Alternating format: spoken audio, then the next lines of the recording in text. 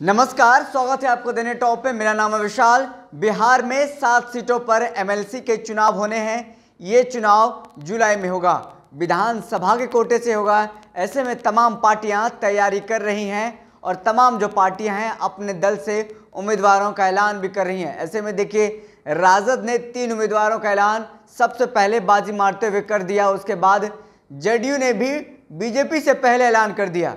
अब देखिए, बीजेपी ने भी 2 उम्मीदवार का ऐलान किया है। उम्मीदवार का ऐलान करते हुए सहनी को टिकट दे दिया है। आपको याद होगा सहनी प्रकरण, मुकेश सहनी प्रकरण और बीजेपी का प्रकरण याद होगा। किस तरीके से मुकेश सहनी और बीजेपी के बीच में कड़ी टक्कर चली थी। मुकेश सहनी को एनडीए से बाहर का रास्ता दिखाया गया। यहाँ तक ही नहीं, बल्कि उनके तीनों विधायकों को बीजेपी अपने पाले में ले लिया। शुरू से हम शुरू करते हैं। आप देखिए, उत्तर प्रदेश में विधानसभा का चुनाव होता है। विधानसभा चुनाव लड़ने का ऐलान करते हैं मुकेश सहनी और दमखम के साथ चुनाव लड़ने के लिए तैयार हो जाते हैं। वो लाख कोशिश करते हैं कि योगी आदित्यनाथ उनको भाव दे, लेकिन योगी आदित्यनाथ उनको भाव नहीं देते हैं, क्योंकि जिस तरीके से बिहार में वो एनडीए में थे, वो चाहते थे कि उत्तर प्रदेश में भी योगी उनको भाव दे और अपने गठबंधन करा करके कुछ सीटें दे दे, लेकिन वहाँ उनको भाव नहीं मिला।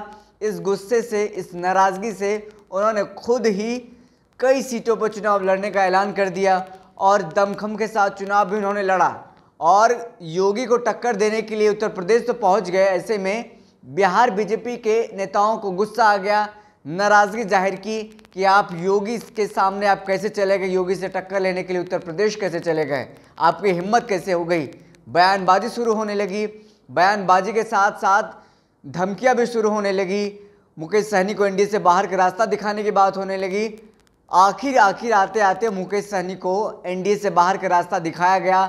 भले ही एनडीए में मजबूत स्तंभ के तौर पे मंत्री थे, बिहार सरकार में थे, नीतीश कुमार ने उनको मंत्री बनाया था, लेकिन बीजेपी ने उनके तीनों विधायकों को अपने पाले में कर लिया। एक विधायक तो उनका निधन हो गया, मुसाफिर पासवान का। ऐसे में 3 विधायक बचे थे, तीनों विधायक को बीजेपी अपने पाले में कर लिया और इनका जो जुलाई तक टर्म बचा हुआ है विधान परिषद का, वो ख़त्म होने वाला है। बीजेपी का फिर से देखिए एक बार सहनी प्रेम जाग गया है।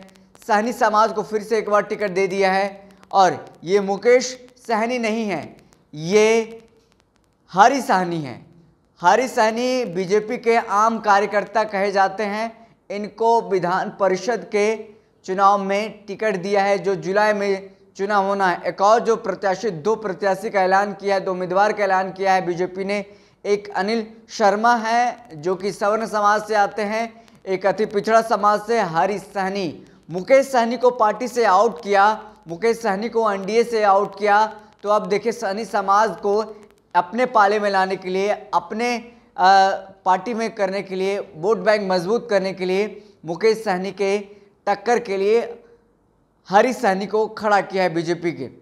साफ तौर पे ये समाज को संदेश देने की कोशिश करती है कि मुकेश सहनी आपके नेता नहीं है, आपके नेता हरी सहनी है। हरी सहनी को उच्च सदन यानी कि विधान परिषद भेज करके बीजेपी साफ तौर पे सहनी यानी कि मल्लाहों को, मछली जो मारने वाले समाज हैं, उनको मैसेज देना चाहती है, उनको संदेश देना चाहती है कि मुकेश सहनी ही नहीं, हमारे साथ आइए, मुकेश सहनी के साथ मत आइए, हरी सहनी को साथ आइए। यानी कि आगे आने वाले दिनों में सहनी समाज के जो नेता होंगे हरी सहनी होंगे। तो मजबूत स्तंभ के तौर पे हरी सहनी को उतार दिया गया है, क्योंकि अब साफ तौर पे ये सामने आ गया है कि मुकेश सहनी को कहीं से अब टिकट नहीं मिलने वाला है। राजद ने भी उनको इग्नोर कर दिया है, नकार दिया है। लाख कोशिश करते रहे, लालू प्रसाद यादव को उन्होंने बड़ी बड़ी बातें कही, उनको क्या कुछ बहुत सारी बड़ी बड़ी बातें कही, अच्छी अच्छी बातें कही गई कि लालू प्रसाद यादव के उनके नक्शे कदम पर राजनीति करते हैं, नक्शे कदम पर चलते हैं। और ऐसे में उनको लगा था कि राजद उनको विधान परिषद का टिकट दे देगी, लेकिन नहीं मिला। अब बीजेपी से तो उनको पत्ता साफ तौर पे कट ही गया है, जदयू से भी उनका पत्ता साफ तौर पे कट गया है। तो सहनी समाज को फिर से एकजुट करने के लिए बीजेपी ने हरी सहनी को मजबूत स्तंभ के रूप में खड़ा करने का कोशिश किया, उम्मीदवार बनाया है, उनका उम्मीदवारी जितना तय है, जो साफ तौर पे विधानसभा के उम्मीदवारों का, जो विधानसभा के एमएलए का गणित बताता है। तो आपने साफ तौर पे देख लिया कि क्या कुछ है पूरा आंकड़ा, क्या कुछ है पूरा गणित। फिलहाल इस खबर में इतना ही, फिलहाल इस वीडियो में इतना ही। हमें दीजिए इजाजत, फिर मिलते किसी बड़ी खबर के साथ, तब तक के लिए धन्यवाद।